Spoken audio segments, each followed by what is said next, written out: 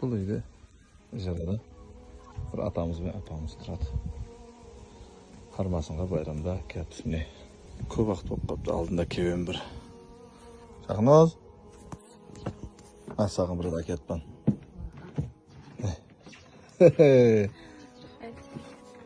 Өзім кемпірдің қолында өскеннен кейін үлкен адаммен сөйлескен жақсы көремін, туғрысы да.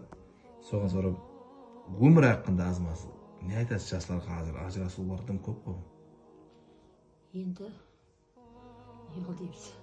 Қандай қиыншылықтарды басынан өткіздіңіз? Біздер енді қиыншылық көрдік, көрмедік емес. Енді тұрмыс болғаннан кейін қиыншылығы да болады. Жақсы не күндерің болады, жаман күндерің болады. Әмін нәрсеге жаңа жеңілдікпен қарай берсең, ізіңдей балаларың соны көріп өседі ғой.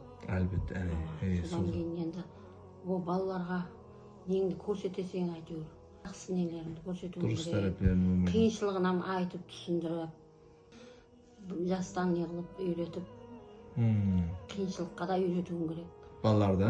Көп жеңілік бере бермеу керек. Қазіргілердің жыламасын деп, қазіргі қызлар, енді мен жаман мәністі айтып отқан жоқпын. Телефон береді. Соны айтпақшымын. Қазір құлағым тыныш болса болды, сол жыламаса болды. Сол біреу кетсе телефон береді. Соныменен не қылады, алдарқатады. Қазір балалар алдастырғанға да неге де болмай, көнбей қалды қазір. Көнбейді, алданбайды. Себеп телефон. Балаларымыз телефондан көрген жоқ қой енді. Хақиқатында да біздер кішкентай кезімізде сәл нәрсеге алданар едік, кемпір қара арқайын жұбатып кетер алады. Үлкен балаларымызға да айтамыз ғой, семья болып нетсең, жаңағы неге қара, анаяқ мынаған қара, жора жолдастарыңа қара, қожалық болсаң әйтеуір үйдің несіне, неге тұрмысқа көндігіп кетуің керек қой. Дәру ажырасаман нетемен деп шықпай, қиыншылықтан өткересең, біздерде де қатты қиын болды ғой. Бәріне көндік. 50 жастасыз, 50 жаста отырып, қазір ижарада отырсыз. Сол үйде мәселен. Денсаулығым болмағанның себептері. Мәселен, елге дейін налығансыз ба? Шүкіршілігіміз мол бірақ. Ондай неге болады ғой. Балаларда не? Хақиқат айттың, балаларда болған ба сізге қарата мәселен елге дейін жетіспеушілік болып? Анау әпермедің деп айтпады бірақ балаларым көріп өскеннен кейін. Енді әстен енді өздерін етіп істеп, нетіп, не қылады. Біздерге ауырмандық салғысы келмейді. Ауырғаннан кейінім нететін шығар дейменді. Ондай анау әперін нетек өспеді. Ондай налушылық болған жоқ менің балаларымда. Аллаға шүкір.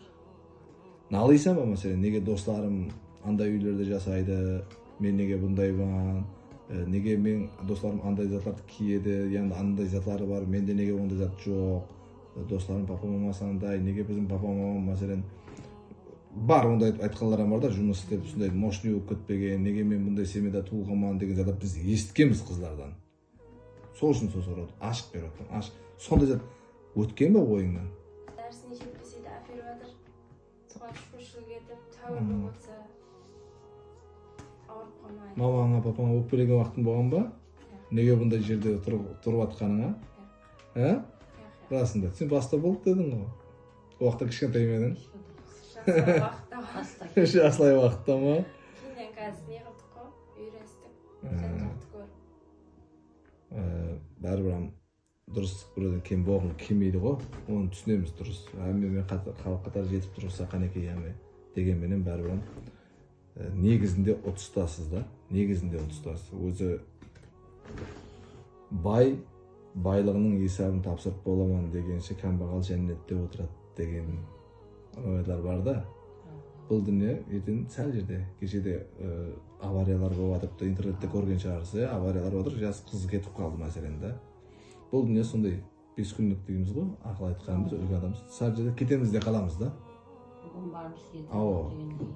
Қызығып атқан затың, жаңағындай мынау затым менде жоқ деп атқан затымызға еріскен уақытта кетіп қалсақ, бұл дүниемізді тұрып қоямыз. Сол үшін бұл дүниеде негізінде хақиқи ұтыстасыз сіздер. Туғрысы мен айрым шаңырақларға айтады қойдым да, апа. Сондай бойжеткен қызлары бар, айтады қойдым. Сен саған сондай оқуда деген уақытында айтады қойдым. Негізі байлықтың ләззетін татып көрмегеніңізден кейін әзір сөйтіп пікірлеп атсыз. Байлықтың ләззетін татып болып шыңына шыққан уақытыңызда, әмізді еріскен уақытта басқа пікір болады. Жеке өзім мәселен сондай нені қараймын. байып кетуді қалемеймін. Хақиқатын айтайын, мен байып кетуді қалемеймін. Байып кетсе адам қайтып өзгеретұғын, нелерден алыстап кететұғын өзім жақсы білемін да, мәселен. Нелерге жақынласып кететұғынын. Жағдайымыз болады, шүкір. Содан артығына кетіп қалмауы қалемен туырсы маған одан артығы зарури емес. Соны айтпақшымын да. Қадірсізге айланады екен. Hamma нәрсе жетіп тұрса да, қадірсізге жетер жетпеушілік деген нәрсе бәрі болғаны жақсы. Не затларың? Киіміз. Киім және сыртқа киетін. Айланып не ғана киетін киім. Сосын оқуға даярлықтың несі? Оқуға даярлық. Взнос. Сол ақшасы.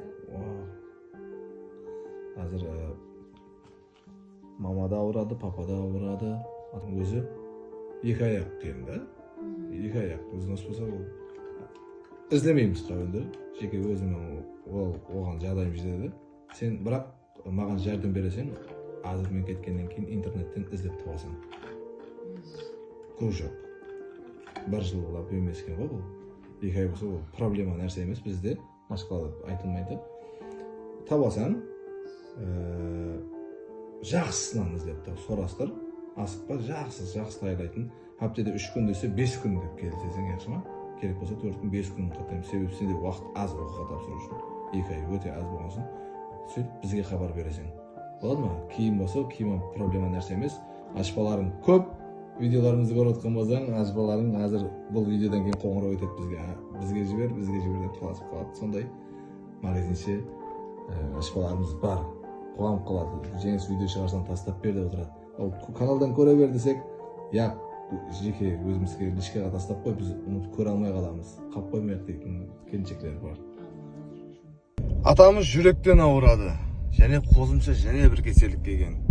Анамыздың бір бөтекесі жоқ, екінші бөтекесі ярымнан кеткен. Қараңда, көп моғдарда пұл керек. Лекін ең басылысы пұл табылған жағдайда да оған доноры тек перзент болады.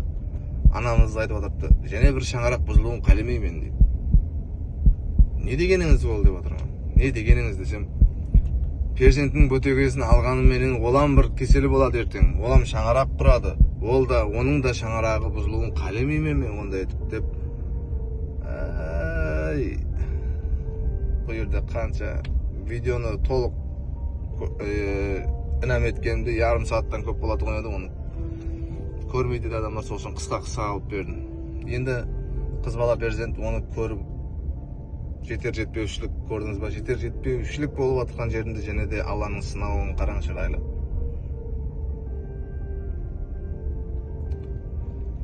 Сондай достар, бұлардың мәртлігін қараң. Жыламайды, тағдырға тән беріп, неғымаған, күресіп атырыпты. 1.100.000 бат үйіне кіріс кіреді. 1.100.000 берен сол әмме нәрсені еплеп атырыпты да. Дұрыс, аз-маз отырғыз сөйлете берсең жылайды бұлардан. Лекін, мен жылату тараптар емеспен, әрдайым айтамын. Лекін, бәрібірде сіздерге жәрдем беремен деген адамға, имканияты барларға бұл видео жетерліше болды деп ойлаймын. Қысқа анық түсіндірдім.